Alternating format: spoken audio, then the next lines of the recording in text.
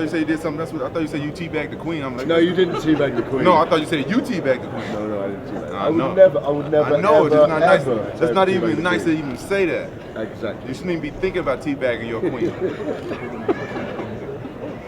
Rampage got jokes today, so I guess the weight cut's going okay. You feeling good? I'm feeling great. I got jokes no matter what. But, you know, I'm in a good mood, bad mood. I still can make a joke here and now and then. If one presents itself. How much weight do you have to cut? What do you? None of your business. No, I'm joking. I don't got that much weight. I weigh 214 right now. I don't got much weight. How does this fight feel? I mean, obviously the build-up's been a big story, but now it's fight time. All that stuff's kind of in the past. So what does this feel different compared to your other fights and title fights in the past? I don't feel no difference. Another day at the office. You know, this kid got a lot of hype floating around him. I know he believes it. You know, he badmouthed my coach today during the open workout. You know, this is not right. You know, the kid just has no respect for nobody, and you need to be humble. And you know, saying that's the only thing that's different from in other fights. You know, sometimes you fight people, and you know, people know their place, but this kid obviously don't know his place. Dana said yesterday that you hate John Jones. Do you think that's fair? Dana's wrong. I don't hate anybody. You know, I'm a man of God. No matter where people see me, whether I act like it sometimes or not. But you know what I'm saying? I hate no man. I don't have any positive feelings towards John Jones, but Dana just saying hate in another way. I'm just using to make you guys know I don't like him, but you know I don't hate anybody. I don't even hate Rashad. Is there any way to use that cockiness against him, or is that just a personality trait that he has and you can't use it in a fight? Well, you know what? Some people believe that fighters should be cocky. So you know maybe it works for him. He's undefeated, really, technically so far. So maybe it does work for him, but I just it's not my style. You have to at least be very confident in yourself as a fighter, right? Where's the line? It's a thin line, being confident in yourself and overly cocky the way he is, like the way he talk down to his opponents and stuff. Sometimes it's just not right. It's not called for. What emotional fight? Some guys say, hey, I fight well. You know, I fight really well when I'm angry because I'm motivated. But other people say, hey, that kind of clouds your judgment. You know, maybe you make bad decisions because you're angry. What do you feel about that? You know what? I don't know. You know, so I try not to get angry in my fights. There's only been one fight in my whole career where I lost my temper, and so you know, since that fight, I try not to do it ever again.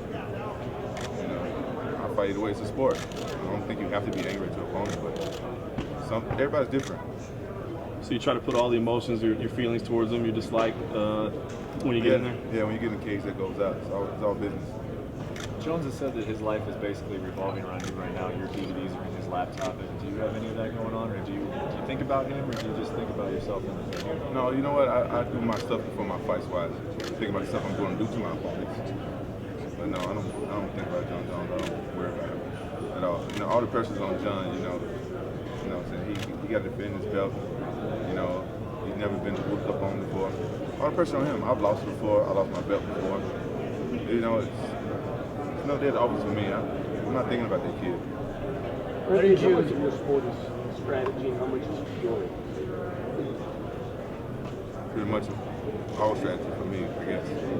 Why did you say? I heard that you were living here at this gym. Why did you decide to come and live here? Well, I decided to live here because the hotels are kind of far away and they didn't have a kitchen.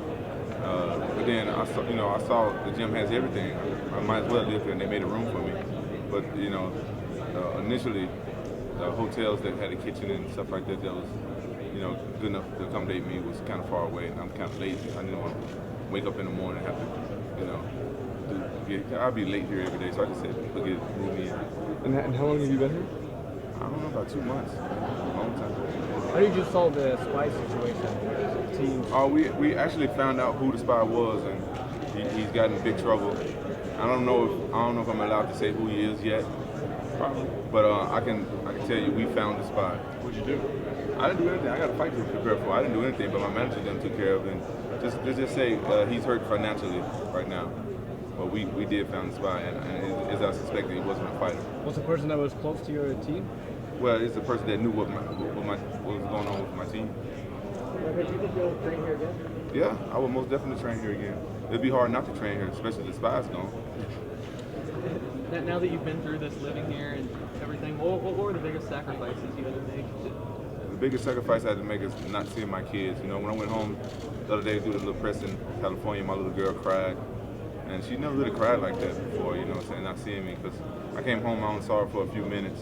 And I didn't get a chance to see her that much because, you know, my dog just had puppies and she was playing with the puppies and stuff like that. And she's on the force. She didn't know that I wasn't going to be there all day and stuff like that. She had to go to school, and when time for her to go, she didn't get a chance to spend time with me. She cried, and it really hurt me. And that shows me that, you know what I'm saying, it motivates me more because it's like I got a job to do. I didn't sacrifice all this time with my kids and stuff to come out here and spend this time to go and lay an egg on Saturday night. So that really motivated me a lot. How much are you going to rely on the game plan on Saturday, or are you going to react more? Well, you know, I'm not really a game plan guy. Back in the day, I used to have like crazy game plans and stuff like that. But you know, I'm the type of guy. I do a game plan until you know things. You know, sometimes you gotta change things up. I'm not going to rely on a game plan. You know, if my game plan is not working, I improvise. I'm a fighter at the end of the day. I'm a brawler. I like to brawl. I like to get in there and fight. Game plans go out the window real quick. We've heard people before describe different athletes as either fighters or athletes. How do you look at John Jones? Like you said, you're a brawler, you're a fighter. You think John Jones has that in him, or is he more of an athlete? I think John Jones might be a hybrid cross. He's a great athlete, but he's a pretty decent fighter too because he's very creative. Did you say, John, did you say he disrespected your team today? And if that's what you said, if I understood you right, what was it today that he did? He disrespected my boxing coach today, and you guys, Mark Kenny, if you guys want to know the full story, go ask him. And he told me in the room, but I let things go in one and not the other. But it was very disrespectful what he did to my coach. You don't come up to your opponent's coach and talk crap. You don't just not, you know, for the honor and respect for the sport, you don't do that. Like John Jones said, I fight for money and this and like that, and he fights for fun and all the honor and stuff like that, but he's not showing the tales of a fighter that fights for honor. Yes, I fight for money, because it's my career I chose, but at the same time, I have a lot of honor and respect for the sport and other fighters. Besides Jones, who's the most creative, versatile fighter you fought today? The most creative or versatile that I fought today? I don't know, man. It's a good question. I didn't really think about that.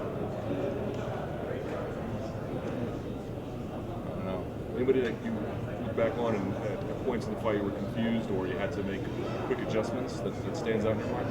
Well, Matt Lindland was very tough when I fought him. Changed some things up. But I don't know how creative he was. You basically know what Matt Lindland was going to do. But, you know, he was a tough fighter. But I can't remember the top of my head. I got so many fights, man. I don't know. Does John Jones compare to anybody at all, though, or is he just a unique? No, he's a unique guy. He don't really compare to anybody, but you know, I fought better fighters than him. Like I fought better wrestlers.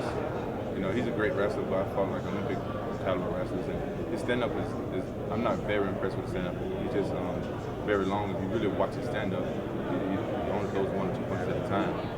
It's hard to get impressed with somebody like that. But it works for him for the guys he's been working. It works for him for the guys he's been fighting.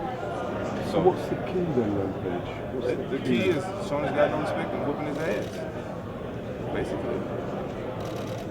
Did you get hooked in the eye, Rampage? You got your red in the right side of your right eye. Mind your business.